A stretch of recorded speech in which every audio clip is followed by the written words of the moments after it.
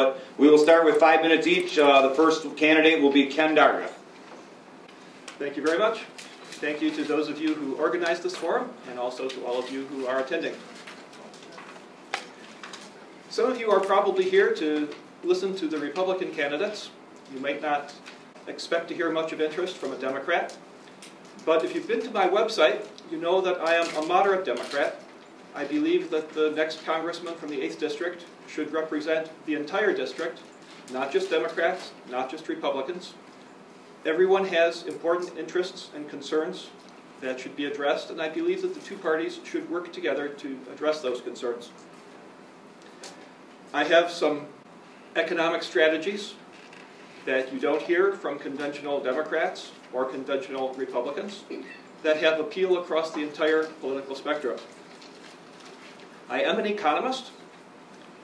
My academic training is from the University of Michigan. I have 2 master's degrees, the first in policy and administration, the second in economics. I began my career as a health system economist in the Michigan Department of Management and Budget. And from there I went on to become Michigan's state demographer. So I was a numbers guy for state government. I played a technical role in the background of public policy, and I was comfortable in that role, but as time went on, I became more and more alarmed about what would happen to America if Congress didn't stop doing economics backwards. I can see some serious problems on the horizon, and I also can see some solutions. That's why I retired from my job in December to run for Congress. When I look at Congress, I see that Congress is ignoring America's #1 economic problem, and that is our loss of factories and the resulting trade deficit. We often think of our loss of factories as a jobs issue, and it is a jobs issue, but it's a lot more than that. Are you concerned about America's national debt? Well, the most serious part of our national debt is the money that we owe to foreign countries. Economic theory and historical data both make it very clear our foreign debt, the money that we owe to foreign countries, is not driven by our budget deficit, it's driven by our trade deficit. If you go to my website, you'll see a chart that shows the growth of our foreign debt, the growth of our trade deficit. The 2 lines are almost exactly on top of one another. When we ran a budget surplus in the Clinton administration, our foreign debt rose in lockstep with the trade deficit. When we ran big deficits in the Bush and Obama administrations, our foreign debt still rose in lockstep with the trade deficit.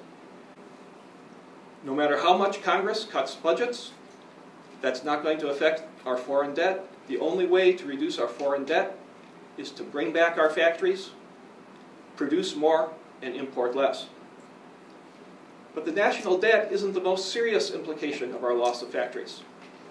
It's also, I believe, our #1 national security problem.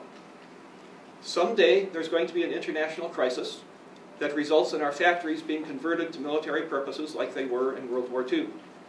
But too many of our factories are on the wrong side of the ocean, so they'll be converted to someone else's military purposes instead of our own. Nations on the other side of the ocean will be producing military hardware at a rate the world has never seen before, while we are trying to figure out where to get light bulbs and computer equipment, that last 10% of parts that we need to complete building a car. Things that our economy cannot do without, we will no longer be getting if an international crisis interrupts the flow of ships across the ocean. That is a serious national security issue. Will America dare to honor its treaty commitments?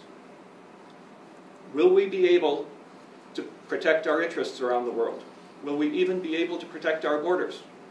If we don't have factories, I'm afraid that the answer will be no. Well, there is a solution to bringing back our factories. If you go to my website, you'll see a detailed plan for replacing the taxes that drive jobs away with better taxes that have incentives for drawing jobs back. That will go a long way toward equalizing the playing field between the United States and its trading partners. On my website, you will see other areas where common sense economics can fix America's problems. Stimulating our economy with safe stimulus that doesn't drive the government deeper into debt and that doesn't risk higher inflation. Preserving Social Security for all generations without reducing benefits. So I urge you to go to my website, dargaforcongress.com, and I hope that you'll be able to see some of the details there that we aren't able to go into in the question and answer period. So thank you very much.